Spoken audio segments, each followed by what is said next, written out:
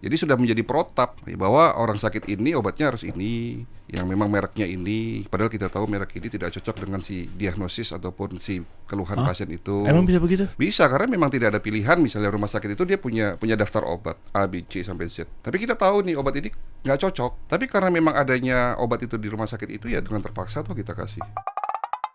Kita kasih solusi. Ini dokter favorit saya, Dok Cai. Cie favorit. Iya dong, saya sama istri. Mas Dery atau Bang Dery atau Dery aja? Dery aja, Dok. Nggak pakai aja, Dery. Dery.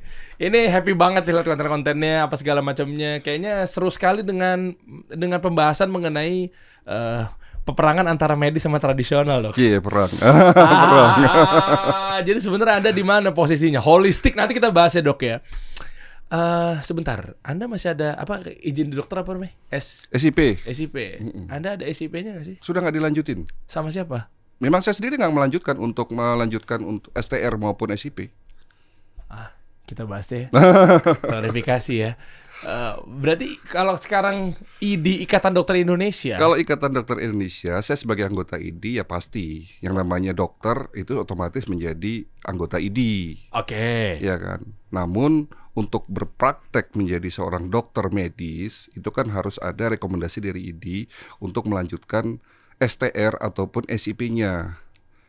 Kalau nggak ada lanjutan SIP atau STR-nya, Ya tidak boleh berpraktek sebagai dokter medis di rumah sakit atau di klinik medis. otomatis dikeluarkan dari ID. Oh enggak enggak. dikeluarkan dari ID. Oh, saya nanya, Itu kan karena- hanya naungan. Ikatan Dokter Indonesia itu ya hanya ikatan, hanya sebuah ikatan dokter, asosiasi. Apa sih istilahnya? Iya, Gitu, asosiasi lah, asosiasi atau kan. komunitas, apalah organisasi lah ya. Organisasi gitu kan. Soalnya agak takut kalau bawa-bawa istilah ID. Yang ntar justru saya kan harus dicari-cari. melindungi dokter. Mengarahkan dokter di jalan yang benar. ID, saya bukan Jerings loh. Gitu. Oke, Dok. Sebenarnya masih banyak fenomenal yang mau kita bahas ya. Siap. Ya, nanti satu-satu kita runut lah ya. Dok Cai, monggo lah mau mulai dari mana. Tapi saya butuh Anda bantu saya terkait karena saya punya anak yang masih kecil-kecil. Usia anak saya paling besar. Saya punya anak 4 gitu ya. Paling besar 7, 5, 3, 0 bulan maksudnya. Masih masih di dalam kandungan. Enggak, 4 bulan. Oh, 4 bulan. 0 tahun. 0 4 bulan. tahun. Ya artinya kan ini kan rentan sekali ya. Karena angka diabetes sekarang lagi yang saya lihat kok jadi kayak balita gitu loh. Yes. Bukan orang-orang tua gitu loh. Ya bukan orang-orang yang udah dewasa. Diabetes tuh udah umur 5 tahun kena diabetes. Angkanya gede-gede banget. Kok saya jadi mikir, maksudnya apakah semua yang ada di minimarket tuh gak usah kita beliin apa gimana sih? Coklat-coklat, permen-permen, lollipop gitu. Kadang juga kesian tapi iya gimana batasan. Sampai di titik yang namanya pengobatan holistik. Ya. Ya ini juga masih menjadi polemik gitu loh. Maksudnya dokter kan identik dengan medis, obat-obatan kimia. Berarti Anda nggak ngasih resep obat kimia? Sudah 20 tahun Dok Cai tidak meresepkan obat kimia. Wah. Lah memang kalau Obat dokter- yang berbasis kimia. Dokter itu harus kimia. Dokter tidak harus kimia sebetulnya. Peraturannya? Dan tidak ada aturan itu. Sebetulnya seperti itu. Tetapi prakteknya, nah ini yang kadang-kadang ya begitu. Begitunya apa? Ya kita mulai deh kalau gitu. Oke. Ya, sabar teman-teman ya kita pastikan ya sebenarnya holistik ini gimana sih? Apakah masih ada medisnya? Apakah totally herbal, alami, tradisional, gitu loh Dok ya? Jadi kita kan sering lihat tuh di sosial media ya, bahwa banyak benturan antara kubu medis konvensional dan tradisional. Oke. Ya. Nah, saya tuh punya misi mengakurkan keduanya. Wah, oke. Karena semua ilmu baik. Tidak ada yang lebih baik dan tidak ada yang buruk. Semua ilmu yang ada di dunia ini kan semua datangnya dari Allah. Ya. Cuman oknumnya saja yang mengejawantahkan yang salah. Seperti itu, ya kan? Jadi holistic integrated medicine adalah gabungan antara pengobatan medis konvensional dan tradisional.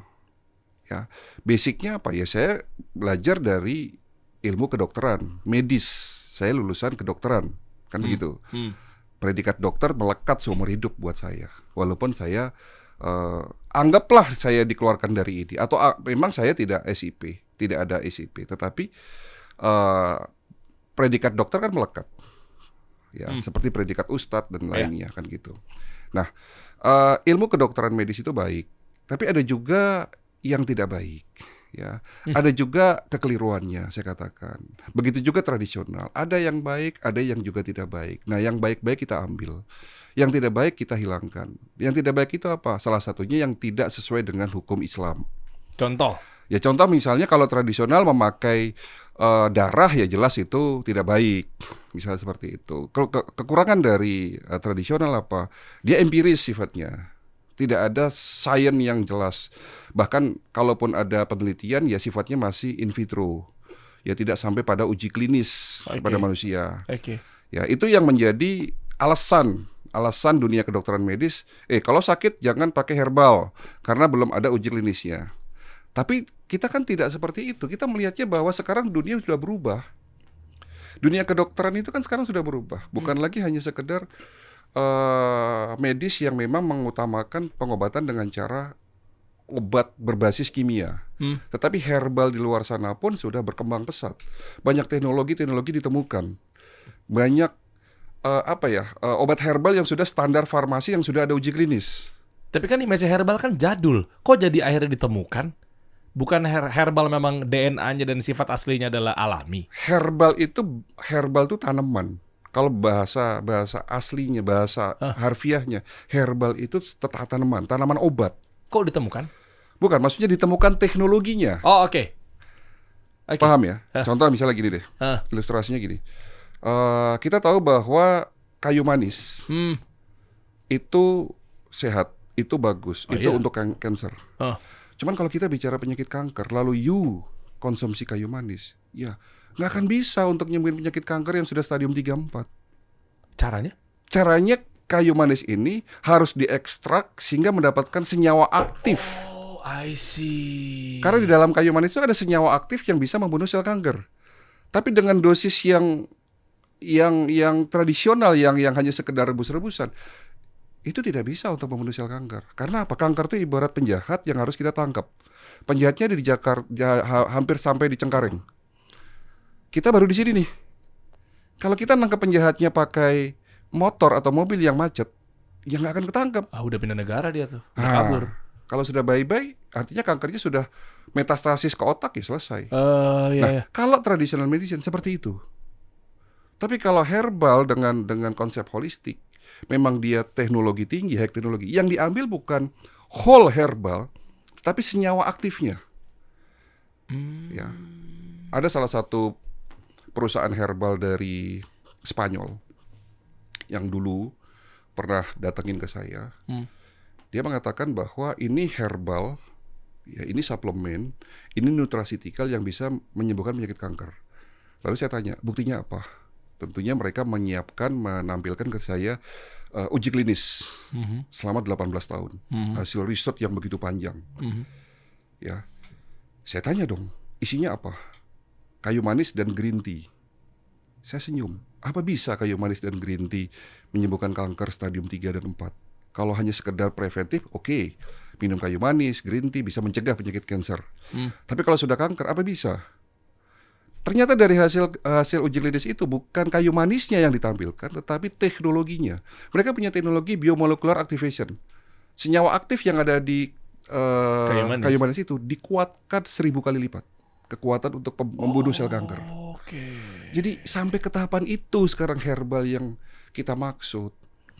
Jadi kalau di luar sana dokter mengatakan jangan minum herbal, tidak bisa menyembuhkan. Nanti dulu, nggak jauh mainnya. Wah, ini dipotong TikTok cakep nih. Ya, udah potong di situ aja tuh. Reaktif deh langsung kan para gitu. dokter. Nah, kenapa akhirnya para dokter-dokter tetap menggunakan kacamata kudanya dia? Ketika, maaf, izin, kan dokter kan kuliahnya lebih tinggi dibanding kami. Kan dokter kuliahnya lebih banyak dibanding kami. Dan isinya tuh kan juga pasti kan maju lah. Kenapa? Sebetulnya karena komersial? Tidak tahu. Bukan, saya nggak sampai ke situ lah. Tidak tahu dan tidak mau berbuka hati, tidak mau out of the box lah istilahnya. Ya, yang namanya dokter, kamilah para praktisi, para dokter yang memang kesehatan, kami yang paling jago, kami yang paling tahu. Wah, repot, kan seperti ya. itu. Ibarat ini gelas. Hmm. Ya, kalau saya ngasih Mas Dery minuman, tapi gelasnya Mas Dery ditutup, kira-kira bisa ngerasain apa yang saya kasih nggak? Iya nggak bisa dong kan, Nggak bisa, dia kan? keluar Nggak nggak keluar. masuk. Nah, itulah kebanyakan dokter-dokter di Indonesia. Dia tidak mau menerima ilmu-ilmu dari luar. Dok, makanya kosongin dulu gelasnya. Iya. Oh gitu. Tapi kalau dibalik gimana, Dok Cai? Angle-nya, contoh, apakah memang ada peraturannya bahwa seorang dokter harus medis dan kimia? Entah itu mungkin datang Harus dari medis dan kimia. kimia. Harus kimia lah. Resepnya. Apakah dari undang-undang dari mungkin, maaf, kementerian atau Ikatan Dokter Indonesia, atau seakan-akan dokter tuh sama dengan kimia? Terus terang untuk undang-undang yang terbaru saya nggak begitu paham ya dengan isinya. Tetapi yang jelas saya sudah sering berbenturan dengan dinas kesehatan yang dimana mereka punya statement, dokter kalau mau buka praktek medis ya harus SIP, harus ada rekomendasi dari ID. Oke. Ya, dan harus mengikuti sesuai dengan apa yang Prosedur. prosedur lah meresepkan obat kimia. Tapi kalau dokter ingin meresepkan obat